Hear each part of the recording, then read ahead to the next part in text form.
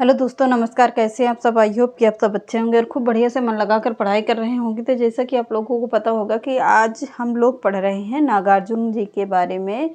एक एक राइटर को लेके और पूरा क्लियर करते हुए चलते हैं। एक राइटर लेने से उनके बारे में जो जो चीज़ें पूछी जाती हैं, उनकी कौन सी रचनाएँ हैं, कहाँ से संबंधित हैं, आज पूरा डिटेल यहाँ से मैंने कल कुछ नागार्जुन जी की रचनाएँ पढ़ाया है। आज उनके बारे में और कहानी कितनी है, कौन सी उपन्यास है, कौन सी कविता है, सब कुछ इसी में एक दो वीडियो के अंदर एक एक राइटर को लेके क्लियर कर दे रहे हैं। अब नागार्जुन जी की प्रकाशित कृतियां देख लीजिएगा कि इनकी कृतियां यानी कि कविता संग्रह कौन कौन सी है नागार्जुन जी के बारे में। तो हेडिंग डाल लीजिएगा प्रकाशित कृतियां। अब कविता संग्रह हेडिंग डाल करके इनके बारे में जो भी होता है लिख लीजिए आप लोग। अब पहला ही देख लीजिए, युगधारा। युगधारा 1953 की रचना है। कौन सी? युगधारा 1953 की रचना है। आराम से बोलेंगे, लिखते चलिएगा। सतरंगे पंखों वाली, यह कब की है? यह कब की है? तो 1959 की रचना है। कौन सी? नागार्जुन जी की सतरंगे पंखों वाली 1959 की रचना है।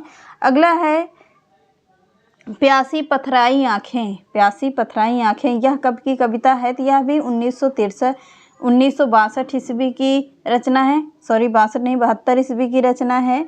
प्यासी पथराई आँखें 1972 ईस्वी की क्या है? कविता है ये। अगला है तालाब की मछलियाँ। यह 21 भागों में है। तालाब की मछलियाँ 21 भागों में है। और कब की रचना मानी जाती है? तो 1974 ईस्वी की रचना है ये। कब की? 1974 की है। अगला है तुमने कहा था। यह भी एक कहानी कविता संग्रह है। यह कब का है? तो 1980 ईस्वी की कविता मानी जाती है नागार्जुन जी की। अगला है खिचड़ी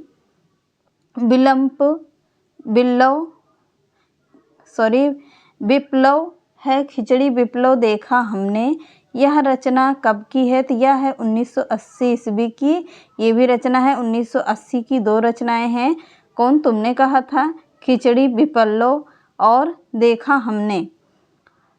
तो यह दोनों रचनाएं कब की हैं? तो 1980 की हैं। अगला हजार हजार बाहों वाली। हजार हजार बाहों वाली, यह कब की रचना है? ये इनकी नागार्जुन जी की। तो 1981 ईस्वी की रचना है हजार हजार बाहों वाली।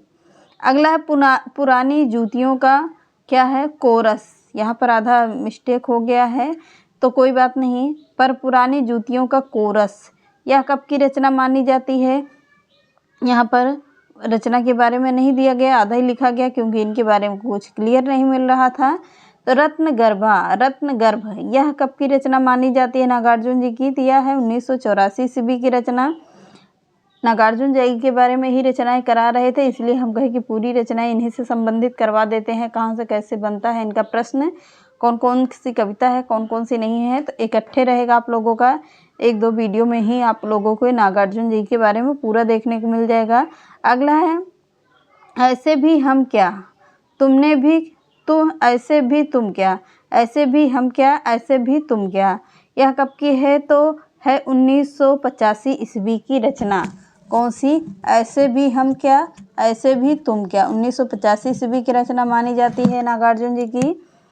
सबका कविता संग्रह चल रहा है अभी, इतना याद रखना, अभी लिखते रहना। अगला है आखिर ऐसा क्या कह दिया मैंने। आखिर ऐसा क्या कह दिया मैंने, यह कब की रचना है? तो यह है 1986 ईस्वी की रचना नागार्जुन जी की, जो कविता संग्रह है। अगला है इस गुब्बारे की छाया में। इस गुब्बारे की छाया में 1990 ईस्वी की रचना है, नागार्जुन की है ये। भूल जाओ पुराने सपने 1984 ईस्वी की रचना है, 94 की है ये।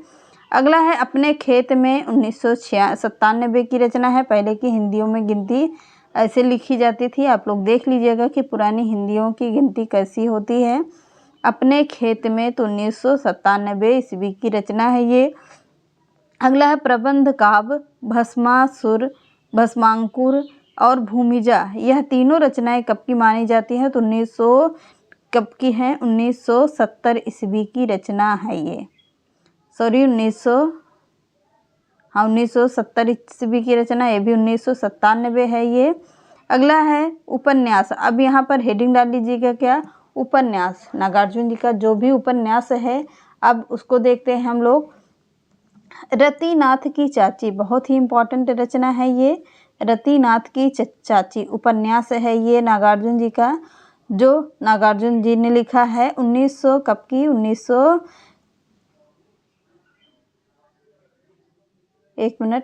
1984 की, सॉरी, रतिनाथ की चाची यह है 1948 ईस्वी की रचना। कौन सी, रतिनाथ की चाची। अगला है बलचनमा। बलचनमा कब की है, 1952 ईस्वी की रचना मानी जाती है। नए पौध, यह कब की उपन्यास माना जाता है, 1953 ईस्वी का उपन्यास माना जाता है, नागार्जुन जी का है। अगला है बाबा बटेश्वर नाथ। बाबा बटेश्वर नाथ यह है 1994 ईस्वी की रचना है, बाबा बटेश्वर नाथ। अगला है वरुण के बेटे। वरुण के बेटे उपन्यास किसका है, 1946 ईस्वी की रचना है, यह 46 से 47 के बीच के माना जाता है। वरुण के बेटे, यह सब अभी उपन्यास चल रहा है। अगला है दुख मोचन। दुख मोचन यह कब की रचना है, तो दुख मोचन है 1946 की रचना है ये, 1946-47 के बीच में ये भी लिखा गया है, दुख मोचन। अगला है कुंभी पाक। कुंभी पाक कब की है, 1960 से 62 ईस्वी में की रचना है, 72 ईस्वी के बीच की मानी जाती है। चंपा से भी यह क्या थी, प्रेरित थी। किससे, चंपा से भी प्रेरित। अगला है हीरक जयंती। हीरक जयंती यह भी उपन्यास है, 1972 ईस्वी का उपन्यास है ये। कब, 72 से लेकर कब का है, 79 ईस्वी तक के माना जाता है हीरक जयंती। अभिनंदन नाम से प्रकाशित की गई थी यह हीरक जयंती। अगला है उग्रतारा। उग्रतारा किसका है, यह भी है नागार्जुन जी का है। कब का है, तो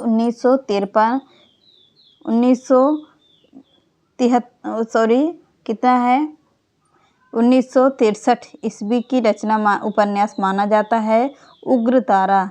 यह है जमनिया का बाबा। जमनिया का बाबा कब का माना जाता है, तो 1988, सॉरी,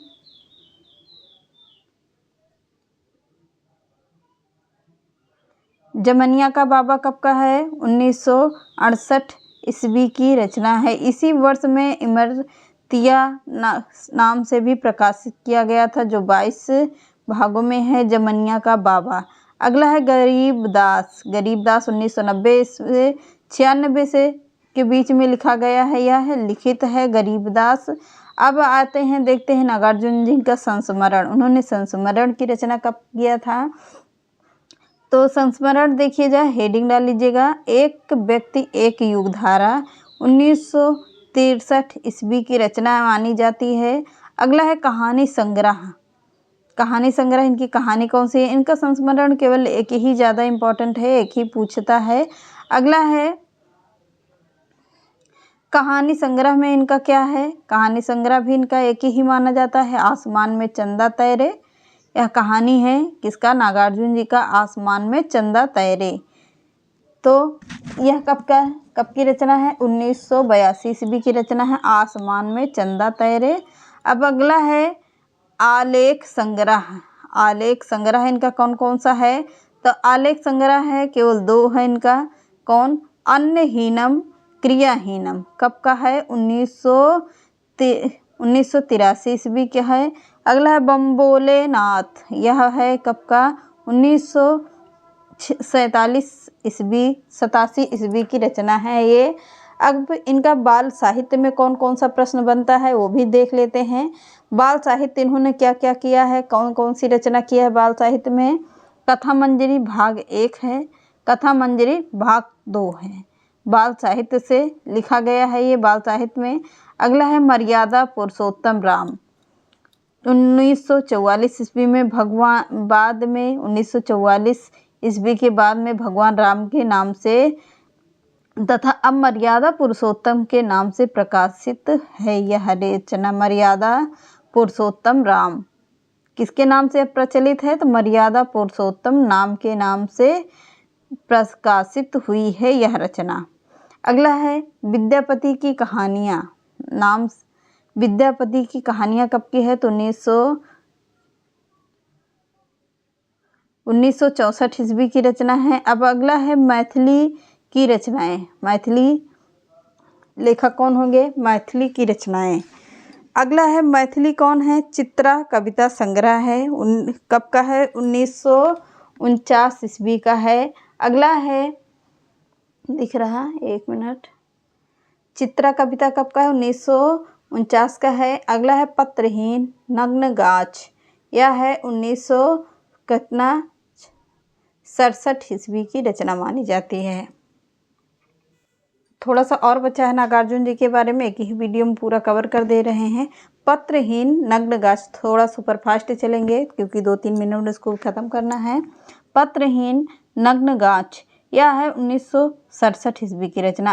अगला है पका है यह कटहल, 95 ईस्वी की रचना है। चित्रा एवं पत्रहीन नग्न गाछ की सभी कविताओं के साथ 52 अंग संकलित मैथिली कविताएं हिंदी पद्यानुवाद सहित हैं। अगला है पारो उपन्यास किसका है? 1946 का है। नवतुरिया किसका है? 1954 का है। अगला है बांडला रचनाएं। मैं मिलिट्री का बूढ़ा घोड़ा, 1900 कब का है? 1997 ईस्वी का है, जो देवनागरी लियंतर के साथ हिंदी में पद्यानुवाद हुआ है। अगला है संचयन एवं समग्र, यह है नागार्जुन रचना संचयन, संजय राजेश जोशी का है। साहित्य अकेदमी नई दिल्ली से प्रकाशित हुआ था। अगला है नागार्जुन चुनी हुई रचनाएं, 3 खंड वाणी, प्रकाश नई दिल्ली से हुआ है। अगला है नागार्जुन रचनावली 2003 में 7 खंडों में विभक्त है। ये संस्कृत शोभाकांत राजकमल प्रकाशन नई दिल्ली में नागार्जुन जी का पर केंद्रित विशिष्ट साहित्य हुआ है। अगला है नागार्जुन जी का रचना संसार, विजय बहादुर सिंह का है। प्रथम संस्करण कब आया था? तो 1982 ईस्वी में आया था। दूसरा आया था कब से? आगे बताएंगे उसको। हापुड़ से पुनर्प्रकाशन हुआ था, 2009 में हुआ था। ये रहे पूरे नागार्जुन जी के बारे में जो भी प्रश्न बनते हैं, तो आप लोग इसको नोट कर लीजिएगा और याद कर लीजिएगा। मिलते हैं नेक्स्ट वीडियो में। आई होप कि आप लोगों को आज का सेशन बहुत ही अच्छा लगा होगा, तो कमेंट करके बताइएगा सेशन कैसा था।